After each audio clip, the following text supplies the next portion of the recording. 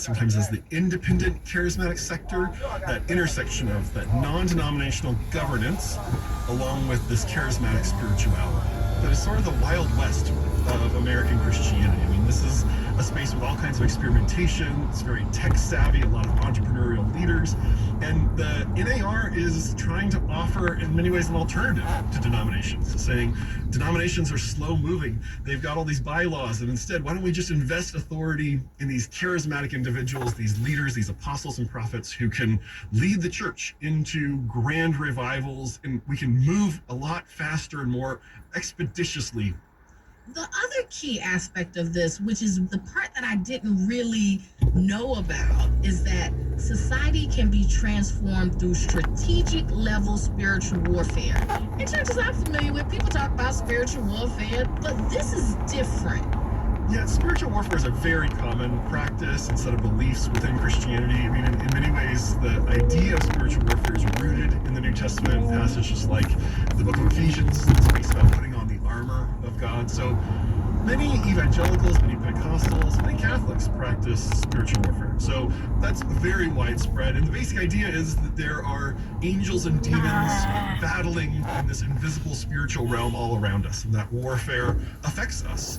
Wagner takes that kind of set of beliefs, and the leaders of the NAR come to embrace this idea of strategic level spiritual warfare, which is putting that spiritual warfare idea on steroids and saying there are these hierarchies of policyholders for commander level demons, what Wagner called territorial spirits, who can control local physical territory and who can control human institutions.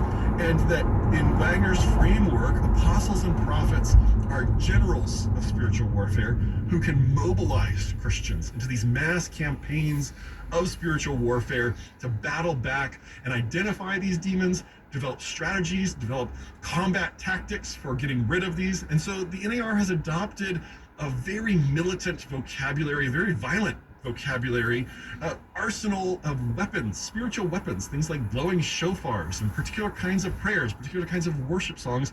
And part of the premise of strategic spiritual warfare is because it's so locatable, geographical. It's in a place. That's what stood out to me. You can go to a place and say, this is where the high demon is, and we have to be in this place to try to fight the demon. Exactly. And Wagner and his fellows, they really believe this stuff. They even sent an expedition to Mount Everest in the late 1990s in order to try to displace one of these high-level spirits. They climbed most of the way up Mount Everest and spent like 3 weeks on the slopes of Mount Everest doing spiritual battle against this demon they called the Queen of Heaven. I think that's going to be baffling for a lot of people who are not familiar with this movement. But this is a very serious belief, and it's now having very practical repercussions, right?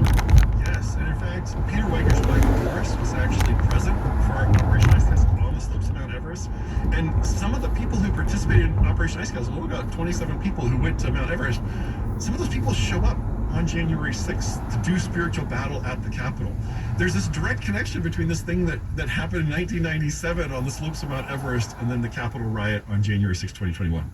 When you think about this idea of place and you think about January 6th, then if you believe this and you believe there's this warfare going on, you believe you have to be at the Capitol, right?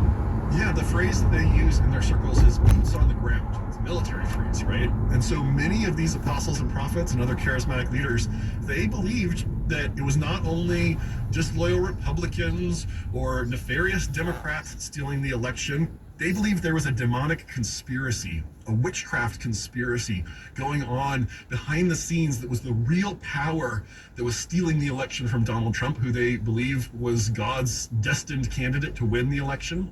And so they thought that they could, in the spiritual realm, push Donald Trump across the finish line, get him back in office through these spiritual warfare tactics.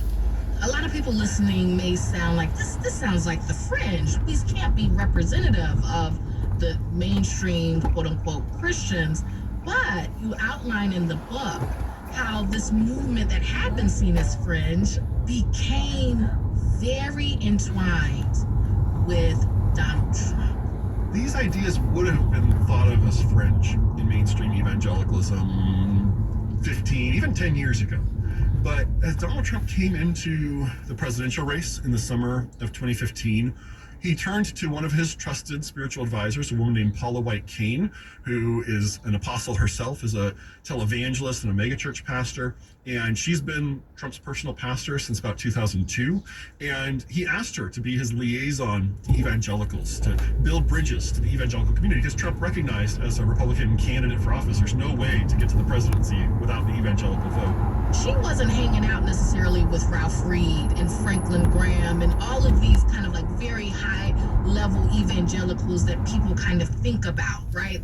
Yeah, part of the point I'm making in the book is we tend to think of evangelicalism as this homogeneous unit, but in reality, there's all these fissures and divisions and social strata within evangelicalism. And Paula White Cain was part of this more populist, charismatic wing of evangelicalism that, at least within more kind of respectable elite evangelical circles, was disdained. And so she brought in these figures from the margins, televangelists and apostles and prophets, and they started meeting with Donald Trump. These are some of the first Christian leaders he met with at Trump Tower in the fall of 2015. One of these leaders was actually an NAR apostle and prophet named Lance Wallnau. And Wallnau claimed that when he met Trump, he received a prophecy that Donald Trump was a type of a Cyrus. If you know your biblical history, right? Cyrus is the emperor of the Persians, who is the one who sends the Jewish people back from exile to rebuild Jerusalem, rebuild the temple. And so calling Trump a Cyrus, Wallnau was saying that Donald Trump is a sort of a secular Messiah who might not be a good Christian himself, but who could return conservative Christians from cultural exile and give them power. You mentioned Paula White. I've interviewed her. She was very influential during the Trump administration. But